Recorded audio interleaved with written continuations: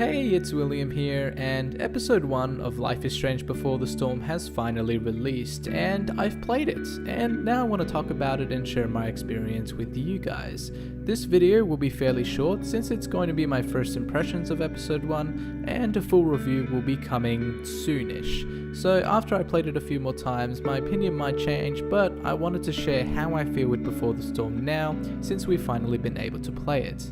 Final spoiler warning for this video. So I want to start off by saying that I really liked episode 1. In fact, I think I loved this episode. What an amazing start to Before the Storm, and what an unexpected joy to play. I had my doubts about this game, and you can probably tell from my previous videos, but after finishing episode 1 I could not be more satisfied with it and how Deck 9 handled a prequel to Life is Strange. And I think that's what I love most about this game. It feels like Life is Strange and reminded me so much of my first time playing Season 1. There's this really deep feeling of warmth and joy and comfiness when you first experience Life is Strange. It's really hard for me to explain, but ask any fan of the series and they'll tell you they've had this exact same feeling. And I don't think I've had this feeling for any other game, except for this one. And when that feeling struck, I knew this was going to be a good experience. Chloe Price, a punk girl we thought we knew so much about, takes the lead in Before the Storm and does quite a good job of it, and I think it was the perfect decision to make her the lead character in this prequel, even though I had my doubts about that as well. Since this is set 3 years before the events of Season 1, we're exposed to a very different Chloe, someone who is also very exposed, although she tries her hardest not to show it. I loved that since we get to hear her thoughts and see what leads her to make certain decisions that we don't make, brings a lot more depth to her character and does a great job of bringing something new to Life is Strange while it still retains that same feeling from the first game. It's this great mixture of familiarity and discovery that kept me intensively searching every room for every bit of detail I could find and hear what Chloe thinks about them. And then there's Rachel Amber, someone who was a complete mystery in Season 1 and kind of still is a mystery in Before the Storm. It's quite easy to see why so many people in Arcadia Bay and Blackwell had at least one thing to say, whether good or bad, about Rachel. She has so much of this zest for life that I think it's this trait that attracts a lot of people around her, male or female. And her wittiness is something to be admired, which is, I think, what Chloe does for most of the time they're together. That's another thing that Before the Storm nails as well, the relationship between Chloe Price and Rachel Amber.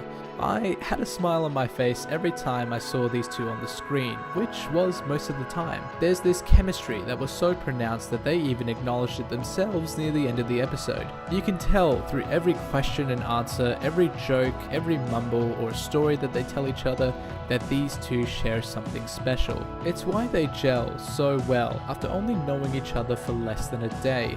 That train scene where they play that two truths and a lie game was definitely my favorite moment in the episode, simply because it was just them bonding and learning more about each other through some excellently written dialogue.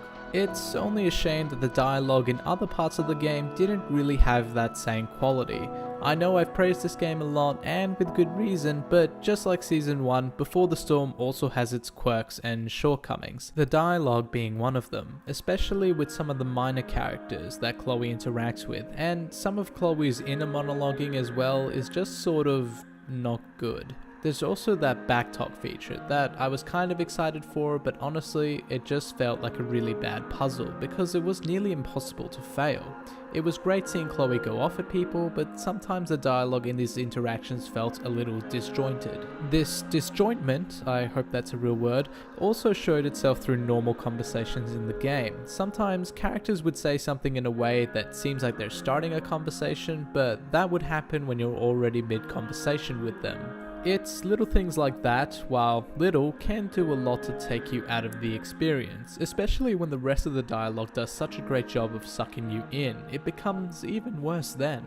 There's other small things as well that pull me out of the experience, such as seeing this screen about 40 times between scene interactions, how sometimes depth of field would be a little off and people's faces would be blurred for a lot of the conversation until they move slightly closer or further away, the fact that in this scene Rachel is kind of floating off the ground weirdly, that on PC you have to press W or S rather than the old click and drag from the first season, and the list kind of goes on from there. These are small things that don't really ruin the experience, and I think for any normal person they just wouldn't care, but they are still there, and I just wanted to point them out and annoy you, person who will definitely be annoyed at these things. I share your pain.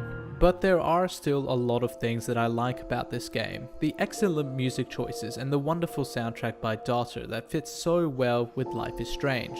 Those small amounts of introspection for Chloe where she slows down and soaks in everything around her, that cinematic feel in the cutscenes and conversations that make it seem like it's out of a movie or TV show, the small nods and details towards Season 1 that only huge fans of Life is Strange would ever pick up, the fact that choices now not only lead to just consequences but to other choices that can lead to other choices, making them so much more important and enforcing the fact that your choices matter, and that awesome Dungeons and Dragons game that just came out of nowhere. I honestly never imagined that I would be doing that in a Life is Strange game. And on and on and on the list continues, way longer than my list of nitpicks. Overall, I really loved this first episode of Before the Storm, and I can't wait for episode 2, which should come to us at around early to mid-November, which may seem like a long way away, but the time between now and episode 2 is actually shorter than the time between episode 1 and when Before the Storm was originally announced at E3. So I'm confident that the time will fly by. Until then, you can expect a few more videos from myself, especially an in-depth review of episode 1 Awake, after I've played it a few more times.